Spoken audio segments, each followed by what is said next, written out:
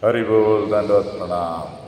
ನಾನು ಶ್ರೀ ನರೋತ್ತಮ தாஸ் ಠಾಕೂರ್ಗೆ ஸ்ரீ ஸ்ரீ பிரேம பக்தி சந்திரிகா படிச்சுட்டு இருக்கேன். இங்கே இப்போது என்ன நடந்துட்டு இருக்கு, நரோத்தம தாஸ் ಠಾಕೂர் ஆத்ம நிவேதன பாவத்தில் பனியோகி ஒரு உயர்ந்த நிலைமையிலே பகவானுக்கு பிரார்த்தனை பண்ணிட்டு இருக்கார். அவர் ஒரு ஆச்சாரியன் ನಮಗೆ சொல்லி கொடுத்துட்ருக்காங்க. ಅವರು ಭಗವಾನ್ ಶ್ರೀ ಶ್ರೀ ರಾಧಾಕೃಷ್ಣರಿಗೆ ನಿತ್ಯ ಮಂಜರಿ ಗೋಲೋಕಧಾಮದಲ್ಲಿ ಭಗವಾನ್ ರಾಧಾಕೃಷ್ಣರಿಗೆ ಪ್ರತಿನಿಧಿಯಾಗಿ இந்த உலகத்தில் நமக்கு நம்ம பிரார்த்தனை நம்ம வாழ்க்கை எப்படி இருக்கணும் இதெல்லாம் கீர்த்தன் மூலமாக சொல்லி கொடுத்துட்ருக்காங்க. இப்போ இன்றைக்கி இங்கே சொல்லிகிட்டு இருக்காங்க, नरोत्तम बड़ा दुखी नाथ मोरे करो सुखी तोमार भजन संकीर्तने अंतराय नाही जाए यही तो परम भय निवेदन कोरी अनुक्षण சொல்லிட்டு இருக்காங்க. நரோத்தமா, நான் ரொம்ப துக்கத்தில் இருக்கேன், துன்பம்.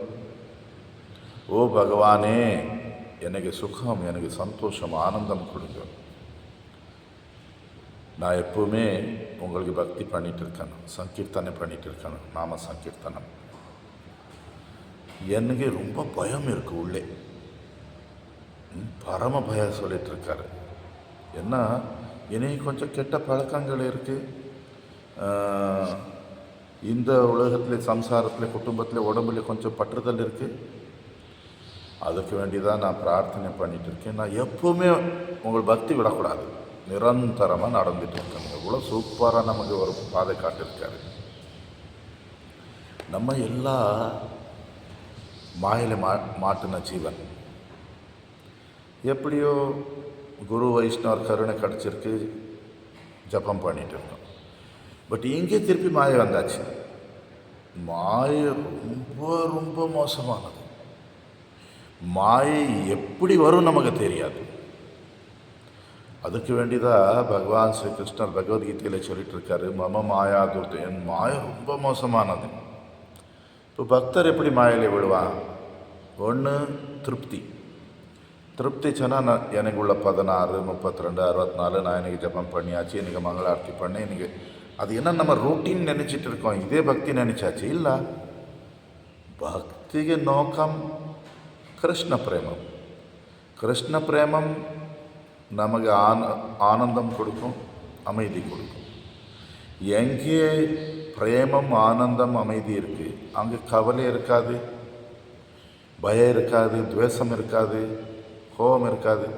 பட் நம்ம இதெல்லாம் பண்ணிகிட்டு இருக்கோம், இது எல்லாம் இருக்காது. எப்படி கவலையே போகலாம், பயமும் போகலாம். அப்போ நம்ம ஏதோ தவறு பண்ணிகிட்டு இருக்கோம். ரெண்டாவது, ಹೋರಾಟಿ ಮೊದಲೇ ಭಕ್ತಿಯಲ್ಲಿ வரும்போ நமக்கு நம்ம குடும்பம், நம்ம சமுதாயம் தொடக்கத்தில் நமக்கு சப்போர்ட் பண்ணாது. பட் இப்போ நம்ம பக்தி சரியான முறையில் பண்ணிகிட்டு இருக்கோம்.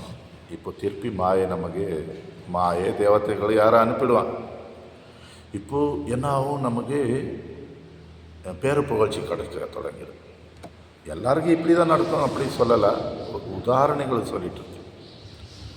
நம்ம நண்பர், குடும்பத்தில் உள்ளவரோ, ஃப்ரெண்ட்ஸோ நமக்கு வீட்டுக்கு கூப்பிடுவான். ஐயோ, அவங்க நம்ம வீட்டிலே பஜனை பண்ணுங்க, கதை சொல்லுங்கள், நமக்கு ரொம்ப சந்தோஷம். பாரு, இவன் பகவான் நம்பிக்கை இல்லாமல் இருந்தால் இவனை எனக்கு கூப்பிட்டு விட்டான். இல்லை, நம்ம ஆஃபீஸில், ஸ்கூலில், சமுதாயத்தில் நமக்கு மதிப்பு கிடைக்கும்போ நிறைவாட்டி பக்தி குறைஞ்சிடும். இல்லை, செல்வம், சொத்து கூடிடும். வாடகை வீட்டில் இருந்தோம், சொந்த வீடு போட்டாச்சு, பைக்கில் சைக்கிள் சுற்றிட்டு இருந்தோம், கார் வாங்கியாச்சு.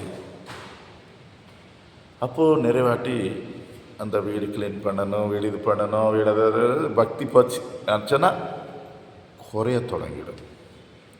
மாயை எங்கேயெல்லாம் பிடிச்சிட்டு இருக்கு சொல்லிகிட்டு இருக்கேன். உதாரணம், எல்லாம் அப்படி தான், இல்லை, இப்படியெல்லாம் நடக்க சான்ஸ் இருக்குது. மூணாவது என்ன சொல்கிறது, பணம் கூடியாச்சு, சுகம் கூடிடும்.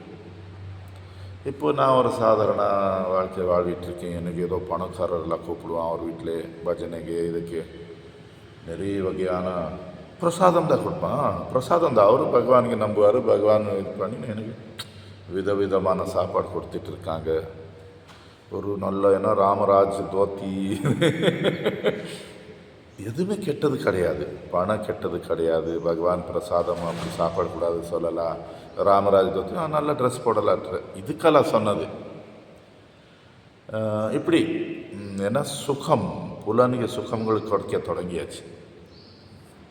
பேரு புகழ்ச்சி வந்தால் சரி, நமக்கு என்ன சொல்கிறது, செல்வம் வந்தால் சரி,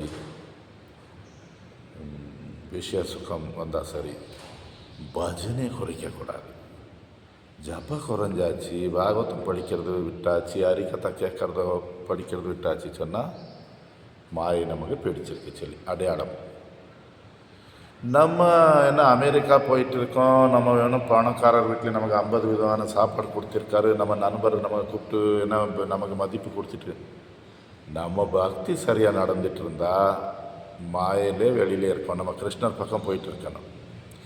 இந்த சின்ன சின்ன விஷயத்தை மாட்டியாச்சு சொன்னால் திருப்பி பேர்வி சாவ சக்கரத்தில் வெளியில் வர முடியாது. அதுக்கு வேண்டி இங்கே நரோத்தமதாச தாக்கூர் சொல்லிகிட்டு இருக்கிற உள்ளே பரம பயம் இருக்குது. அதுக்கு வேண்டி நான் என்ன பிரார்த்தனை பண்ணிகிட்டு இருக்கேன், என் பக்தி சங்கீர்த்தனம் நிரந்தரமாக நடக்கட்டே பகவானே சொல்லி.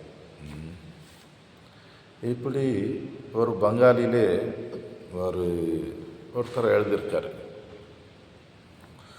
சுக நாய் கபு ஏ சம்சாரே सुख आछे माया रो पारे सुख बोले तुम्ही देखो जा रे से तोमाय दुख दिबार तरे आछे सुखेर आकार धरे सर्वात्मा गिलीबार तरे जेमोन के हो नागिनी रे पुष्पमाला बोले पोरे तारा विषे सब अंग जारे केबा वांछावे तारे साधु धन्वंतरी धरे अकपटे आश्रय करे जाड़ाए बाहिरे अंतरे तबे डूबी सुख सायरे. இந்த சம்சாரத்தில் சுகம் கிடையாது. சுகம் சம்சாரத்துக்கு அந்த பக்கம் இருக்கு. சுகம் சொல்லி நீ யாருக்கு பார்த்துட்டு இருக்கே அது உனக்கு துக்கம் துன்பம் கொடுக்கறதுக்கு வேண்டி வந்த விஷயம். பார்க்கறதுக்கு சுகம் போல இருக்கு, உன் ஆத்மா கூட சாப்பிட்டிடும். எப்படி பெண்ணு பாம்பு நாகின்னு சொல்லுவான் ஹிந்தி பங்காளியில், ரொம்ப டேஞ்சரஸ். பெண்ணு பாம்புக்கு பூமாலை சொல்லி களத்தில் போட்டால் உடம்பெல்லாம் விஷமாயிடும். அப்போ யார் உன்னையும் காப்பாற்ற முடியும்? மாயா பெண்ணு பாம்பு போல சொல்லிட்டு இருக்காங்க. நம்ம எல்லாம் மாயில மாட்டியாச்சு. பக்திக்கு முன்னாடி மாயில இருந்தோம், பக்திக்கு அப்புறம் கூட நமக்கு வந்து பக்தியில் வளர்ச்சி இல்லை நம்ம கீழே போயிட்டுருக்கோம் சொன்னால் திருப்பி மாயில மாட்டிருக்கோம். இப்போ என்ன பண்ணுறது? சாது தன்வந்தரி தரே. சாது தன்வந்தரி சொன்னால் பகவானுக்கு ஒரு அவதாரம் நமக்கு யார் ஆயுர்வேதம் கொடுத்தாரு சொன்னால் சாதுக்கிட்ட மருந்து இருக்குது. என்ன பண்ணணும்? அக்கப்பட்டே ஆசிரியக்கிற கப்பட்டம் விட்டு சாதுக்கிட்ட போகணும். கப்பட்டம் வச்சு போகக்கூடாது. நமக்கு உள்ளே வெளியில எல்லாம் சுத்தம் பண்ணிடுவார், நமக்கு ஆனந்தம் கொடுத்துடுவார். பட் சாது நமக்கு ஹரிநாமம் ஹரிகத்தாಗೆ தூர பண்ண மாட்டாங்க. அப்போது அந்த மாதிரி சாதுக்கிட்ட போனால் பிரயோஜனம் இல்லை. ரெண்டாவது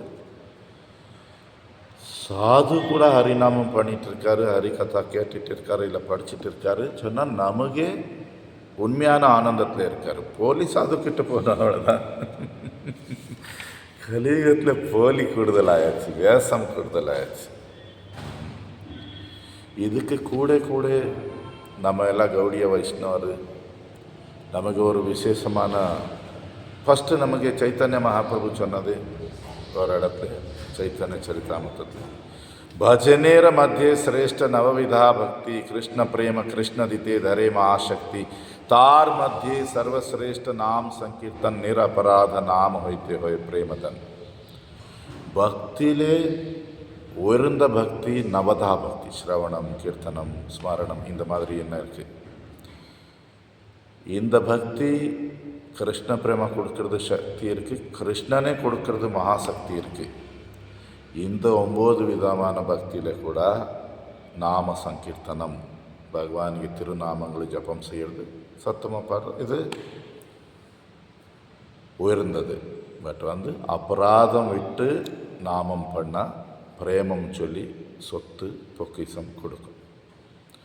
இதில் கூட கௌடிய மடத்தில் உள்ள ஒரு விசேஷமான பக்தி சொன்னால் ராக பக்தி, ராகானுக ரூபானுக பக்தி சொல்லுவோம். சொன்னால் ஹரிநாமம் பண்ணும்போ, காயத்ரி பண்ணும்போ பகவான் ராதா கிருஷ்ணருக்கு நித்திய லீலைகள் நினைக்கிறது, அதில் நான் என்ன சேவை பண்ணுவேன், இந்த மாதிரி நினைக்கிறது. இப்போ நிரந்தரமாக நம்ம பக்தி பண்ணிட்டு இருக்கணும். இல்லை மாய ரொம்ப சக்தி உள்ளது, நமக்கு பகவான் பக்தர் குருக்கு தூரம் இழுத்துட்டு கொண்டு போயிடும். அதுக்கு வேண்டி எப்போவுமே ஹரி குரு வைஷ்ணவருக்கு சேவை பண்ணிவிட்டு நம்ம சாதனை பண்ணிவிட்டு வெற்றிகரமாக நம்ம பிரேமம், ஆனந்தம், அமைதி பக்கம் போகணும், பகவான் பக்கம் போகணும். இங்கே உள்ள பற்றுதல், இங்கே உள்ள பயம், கவலை, வேஷம் இதில் வெளியில் வரணும். ஹரி போல் தான்